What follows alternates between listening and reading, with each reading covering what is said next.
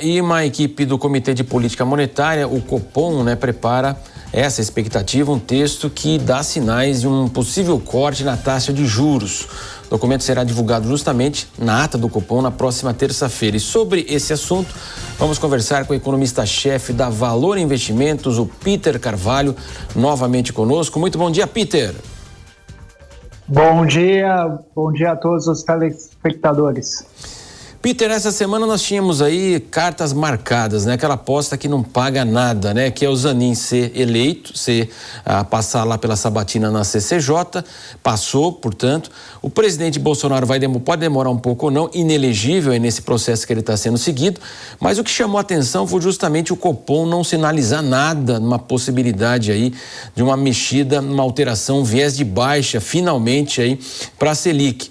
Mas existe uma expectativa agora dessa ata do Copom, que poderia ser aí trazer mais esse alívio, essa expectativa, e o governo, claro, não para de endereçar as suas críticas. Inclusive, trouxemos há pouco, o deputado Lindenberg Farias entrou até com uma ação contra o presidente Campos Neto. Peter. Semana bem agitada, tá? A decisão do Copom de manter os juros em 13,75 já era esperada, mas o mercado também precificava pelo menos um sinal de baixa logo na próxima reunião em agosto. Não deu esse sinal, o mercado segue decepcionado, ainda há chance de corrigir ou dar algum sinal, pelo menos na ata.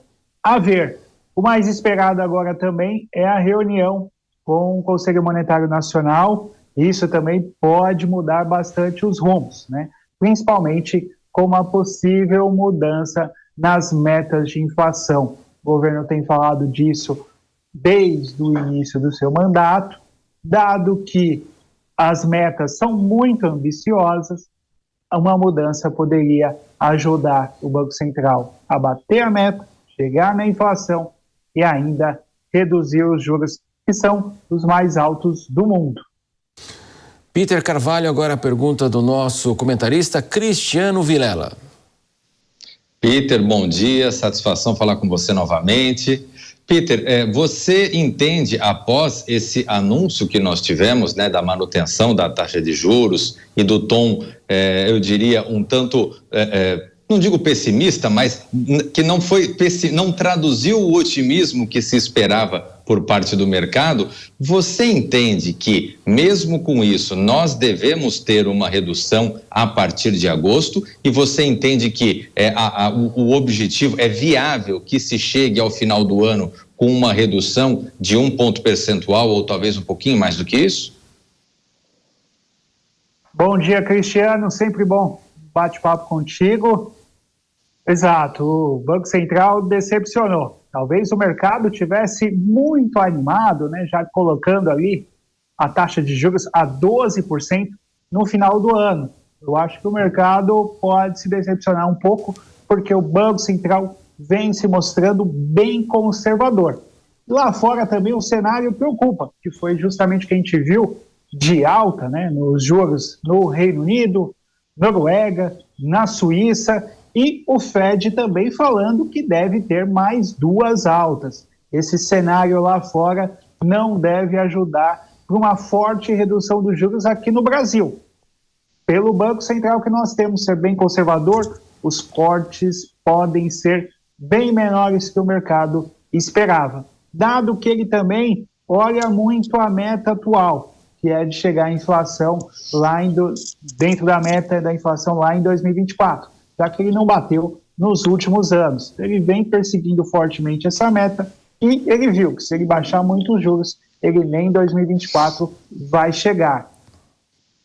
Agora, Peter, você chamou atenção, na semana que vem há expectativa, inclusive, de IPCA, são dados aí que podem até trazer um subsídio na decisão justamente do Banco Central daqui para frente, a mudança de expectativas. E você chamou atenção dessa reunião do Conselho, então a meta da inflação poderia ser aumentada E aí, como você falou, né, dessa meta muito ambiciosa, praticamente impraticável, ou seja, não vai se atingir a meta desta forma, a atual, portanto. Então, isso poderia também fazer com que houvesse uma mudança de expectativas do olhar do BC? Exato, essa reunião de quinta-feira é a mais importante.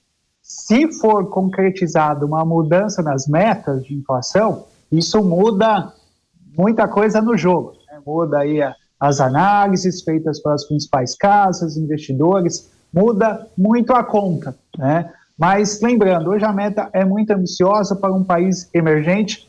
Pós-pandemia, a gente está vendo uma inflação muito alta, não só aqui, como também no mundo, né? Tanto que o Banco Central nos Estados Unidos ainda não conseguiu baixar a inflação, ela é resiliente, né? A gente conhece bem essa tal de inflação e sabe que ela tem ali um efeito, principalmente nos anos seguintes. Ou seja, ela não termina hoje, ela deixa marcos, né? Você tem os aluguéis corrigidos, os preços corrigidos todos os anos. Tanto que a gente tem vários hoje indicadores para calcular a inflação. Sim.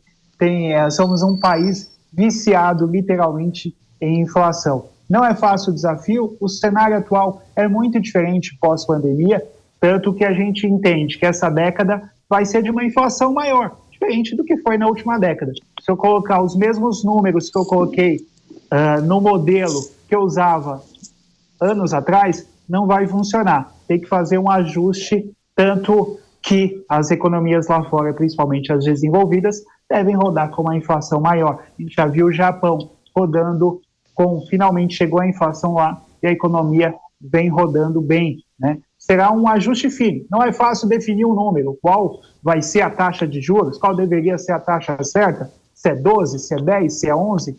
Não é fácil. Mas resta aí ao Banco Central fazer um ajuste fino e também...